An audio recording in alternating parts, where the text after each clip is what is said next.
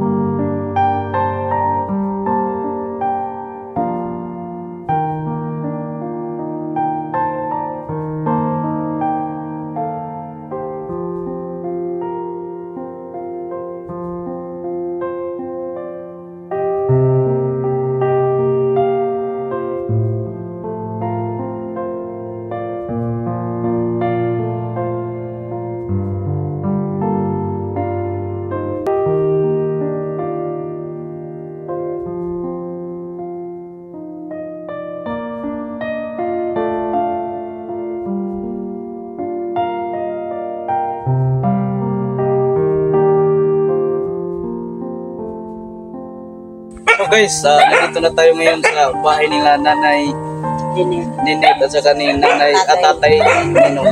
And tara guys, samahan nyo kami para bigay na natin sa kanila yung dala nating munting surprise guys.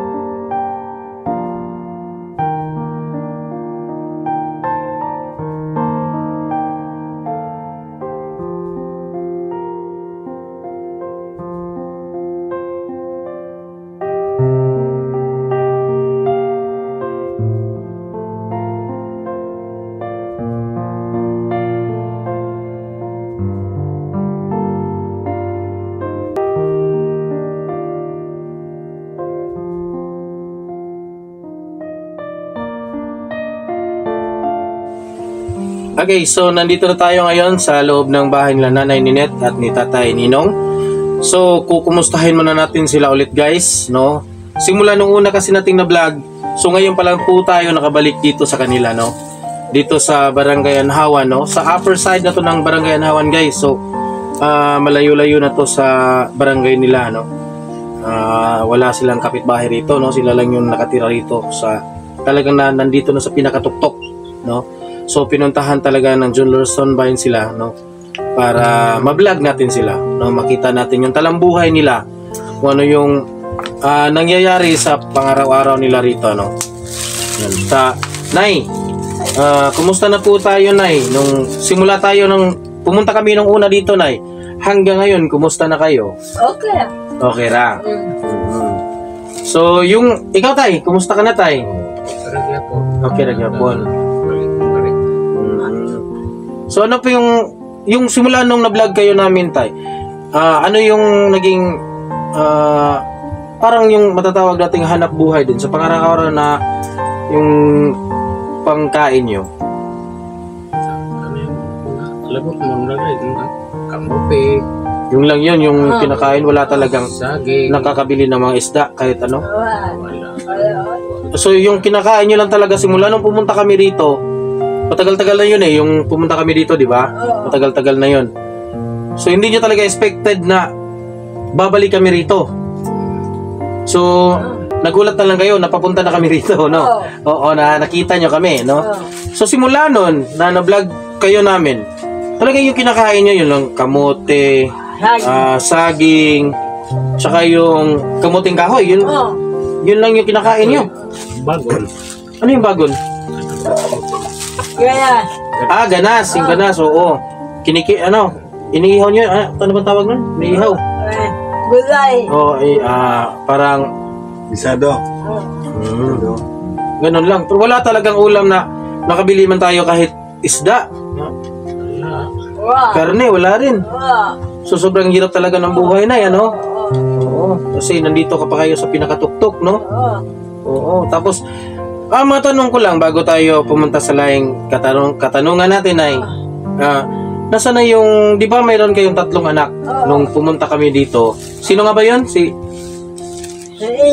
Angel, Francis. si Francis, Princess, oo. So may 3 anak kasi ito sila guys, ano? Si Angel, si Francis, tsaka si Princess, no? Nasa na sila ngayon? Nag-aaral sila ngayon. So ikaw yung naghahatid sa kanila. Araw-araw yun na ginagawa mo. Sobrang layo dito. Naglakad lang kayo. Nung umaga, inihatid mo sila sa paaralan. Tapos pag tanghalian, ano yung saan sila kumukuha ng pagkain? Yung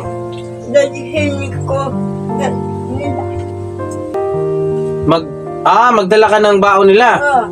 Bale, 3 beses ka pumupunta ng paaralan nila. Ihahatid mo sila sa umaga, ihatid mo sila sa umaga, sa tanghali maghahatid ka na naman ng pagkain nila. Tapos pagkahapon, susunduin mo na naman sila. Kayo na magsasabay patungo rito. So, hindi ka na na sobrang layo dito yung nilalakad mo para lamang makapag-aral yung mga anak mo. Hindi ka ba nahihirapan? Hindi ka nahihirapan? Nahirapan kasi sobrang layo talaga dito sa bahay mo, Nay. No? Tapos si Tatay, ito pa nga. Ngayon, Tay, matanong kita, Tay. Nakakalakad ka na ngayon? Okay na. Sungkod-sungkod. Sungkod-sungkod. Yung nagdadala ng anong tawag sa Tagalog nun? Tungkod. Tungkod, yung tungkod para makalakad ka lang, Hindi ka na nakapag-uuma. Mag-uma ko. Sige, mag-uma. Makaano ka pa? Oo, mag-uma ko. Pero, hinay lagi. Dandahan lang pag mo. Matumba, di na magpapakol po. Dali. So yung ang inuuma mga dito tayo, yung mga tinatawag nating nagutmon. Yung mga saging, kamote, yung mga kamuting kahoy. Ganun yung inano mo. Yung mga, meron kang mga gulay dyan, Tay. Yung pagkatulad dito ng mga ampalaya, talong, ganun, wala. Yung sa sarili mo, Tay, ba? Yung sa sarili mo sa iyo. Gasto man o Gasto. kanang spray. Medisina, Mabukaw ng mga bata, kaya gamang sa ligas mga bata ka rin man saging. So yun yung nagiging kanin nila, Tay. Sa ay bugas. Makabili kayo. Kung makabili ng bigas. Oo. Mga matanong ko lang, Tay. Mga sa isang week, mga ilang beses tayo nakakain ng kanin, Tay, or nakakabili ng ulam na kahit isda man lang. Nakakapit na halos taga. Kabuan. Hindi talaga nakakabili. So ang nagagawa talaga, Ginamos. ganun lang yung ulam talaga. Buwad. Sa Tagalog, guys, yun yung tinatawag nila na tuyo. So sabi ni Nanay kanina, ulitin ko lang, guys, hindi talaga raw sila bihira nakakabili ng bigas tsaka yung isda na pangulam, guys, kasi yun nga, dahil din sa kahirapan na si Tatay hindi na makapagtrabaho ng maayos, tsaka ito pa yung naging sitwasyon ni Nanay na medyo hirap sa paglalakad, tsaka meron din siyang sa bibig niya na yung laway niya bigla lang tumutulo na hindi makontrol ni Nanay, So tapos siya pa yung kumukuha, naghahatid sinusundo yung anak niya dun sa Anhawan Central School, no? Nag-aaral yung tatlong anak niya. Hinahatan pa niya ng baon pagtanghali. So, dito sa kanila guys, sobrang layo yung Paaralan. tirahan nila, tsaka yung paaralan nila, no? Di ko ma-imagine kung paano na kinakaya ni nanay na araw-araw hinahatid sundo yung mga bata doon sa paaralan, no? Siguro din kasi tong nanay talagang gagawin lahat kasi ng mga mother o mga nanay, mama, lahat ng paraan ginagawa talaga nila para sa ating mga anak, no? Wala kasing mahirap sa isang nanay, no? Alam natin kung gaano ka sakripisyo, no, yung ginagawa ng lahat ng nanay para sa ating lahat ng mga anak. So, yan. Pero wala pa yung mga anak mo ngayon dito, Nay. Wala pa. So, susunduin mo mamaya. Oo. So, balik ka na naman doon sa Barangay Anhawan. Doon sa mismong sa paralan. Ang layo nun, ha. So, yun guys, no. So, pumunta kami dito, Nay, para mabigyan kayo ng konting sorpresa para ma-relax konti, matuwa, no, na makakain tayo ng bigas at saka yung matatawag nating mga ready to eat foods, no? Gusto niyo yon? Mabigyan kayo ng surprise ngayon? Ha? Gusto niyo? Masaya Mabigyan kayo? Masaya kayo? Masaya kayo na mabibigyan kayo ngayon? Okay. Ha? Ready! Sige. Kunin natin lahat ng sorpresa na dala natin. Ito, konti lang to na sorpresa, no? Galing po ito, Nay, Tay, sa ating butihin sponsor na sobrang bait talaga, no? Walang iba po si Madam Iguruta ng South Korea. Sa kanya to lahat galing, kasi kung wala si Madam guys, wala po tayong mga food packs at bigas na ibibigay kila Nanay Ninette at Tatay Ninong. Tama po. So, ito yung munting sorpresa namin sa inyo, ate. 'Di ba sabi namin noon, nung umpisa namin naka-vlog kayo, babalikan talaga namin kayo. Pag na-vlog kayo ng John Lord Stonebinds, talagang hinahanapan namin ng paraan yan na makabalik kami sa inyo para makapagbigay ng munting tulong. Alam namin na kukunti lang to, pero alam din namin na sobrang saya na po ninyo, no? Tsaka sa amin na makapagbigay kami sa inyo ng ganito na mga food packs at saka bigas, no? So sobra po talagang laki naming pasasalamat, no, sa ating mahal nating sponsor. Walang iba si Madam Iguruta ng South Korea. Hindi talaga nakakalimot si Ma'am na magbigay ng mga tulong sa bawat taong nangangailangan, lalo na dito sa part sa Leyte, no? Lalo na kay Lord. Kung hindi kay Lord, si Madam talagang tinutulungan. So, ito na guys, pamimigay na natin guys, no? So, yun ang munting surprise na to. Tanggapin nyo to, Nay. Ang munting surprise natin, Tay. Makakakain na din kayo ng bigas, Tay. Oo. So, 5 kilong bigas to, Tay. Galing yan kay Madam Iguruta ng South Korea. Tsaka ito, Nay. Mahilig ka bang uminom ng gatas, Nay? Opo. Mahilig ka? Yung 3-in-1, mahilig ka? Oo, sige. Tanggapin nyo to, Nay. Ayan, o. Salamat po. Tsaka yung noodles at canton, mahilig ka rin kumain nun? Opo. Oo. Tsaka yung mga dilata, gusto mong kumain nun? Opo. Ha? Minsan lang tayo nakakatikim ng ganun, di ba? Kasi yung sabi mo kanina sa akin, sa amin dito kanina is tuyo, Saging lang. ginamos, saging, kamuting kahoy, tsaka yung kamote. Yan yung madalas na kinakain nyo rito, no? So ngayon, relax muna tayo sa kamuting kahoy, tsaka sa saging, no? At tsaka yung kamote. Tsaka sige na mo. Ito muna yung kainin natin para maano yung mga anak mo, no? Para Mas ganahan. ma-surprise din pagdating ng mga anak mo, magulat na meron na palang mga food packs na naibigay sa inyo. So ito na, itanggapin nyo na. Galing din po to kay Madam Iguruta ng South Korea. Yan. Nandiyan na yan, Nay. Kompleto na yan, Nay. Noodles, pancit canton, fresca, beef loaf, tsaka sardinas, Nay. Salamat. Nandyan na lahat yan ay. So, pasalamat lang po tayo, Nanay Ninette at Tatay Ninong, sa ating butihing sponsor. Walang iba, kundi si Madam Iguruta ng South Korea. Pasalamat lang po tayo. Salamat. Salamat din. Huwag mabungkong ka. Bugas ka ron, kanaya ako. Wala yun. Na, saging. Saging na naman. Mahapon, saging. Ikaw. Naiiyak ka na, Tay. Naiiyak ka na, Tay. No? Makikita kasi natin na naiiyak talaga si Tatay dito, guys. Ano? Kasi sa sobrang tuwa nila, no? Kasi hindi talaga nila inaasahan, guys, na babalik tayo rito at mabigyan natin sila ng sorpresa, ano? No? Sobrang galak ni Tatay at ni Nanay na yun nga, nakatanggap sila ngayon ng ganitong food packs. Marami-rami na rin to, guys, ano? Itong 5 kilos, mga siguro sa kwenta-kwenta ko lang, kung halo-haloy lang natin, may saging, tsaka may kamote, tsaka itong bigas, patagal-tagal na rin itong gagamitin nila Tatay, no? Na lulutuin, no? Tsaka makakapag-relax din si Tatay, no? Kahit sa saglit man lang na nabigay nating tulong kila Tatay, so makakapag-relax si Tatay na mag-uma muna, di ba? Mag-relax muna ng konti, di ba, Tay? Para makapagpahinga naman, no?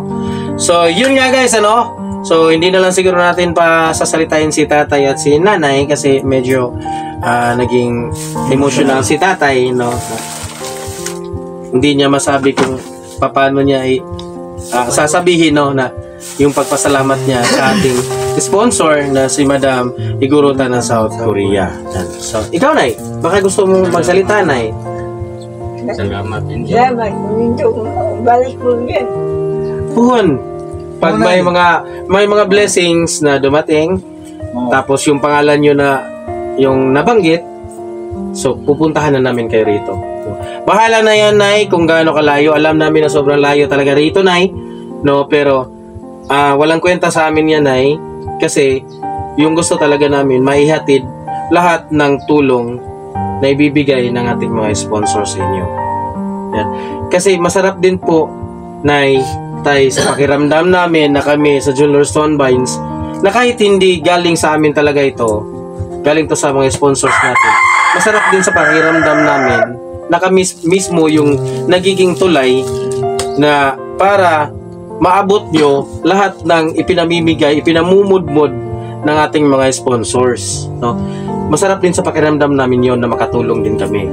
Kahit man lang sa ganitong paraan na na-vlog namin kayo, na nagsasakripisyo kami, umaakyat ng mga bundok para maabot, marating dito sa inyong bahay yung mga pinabibigay nilang mga ayuda sa inyo, no? So, yun. So, ma'am, meron naman po tayong natulungan na isang pamilya na bigyan natin ng munting pag-asa, no? Na kahit sa hirap ng buhay, meron pa ring tao na hindi nakakalimot na matulungan sila. Kagaya nyo po, Madam Iguruta ng South Korea. So, hanggang dito na naman tayo, guys, sa ating ginawang video ngayon. Maraming salamat po sa lahat po ng nanonood or manonood ng mga videos natin na ginagawa. Maraming salamat po. Hanggang dito na naman tayo, and till the next video, thank you so much, and bye-bye, guys. Thank you so much. Salamat. Ida diri nga mga kamungkutan ng bugas ng mga sultan hindi ka man diri ipanagdas hindi mga amigo ko. Salamat sa Diyos, salamat sa Ginoo. Yan ay mong rasay na po. Salamat ninyo. Tuyo mo ang hindi ko lalo kayo. Salamat usog. Mala ako.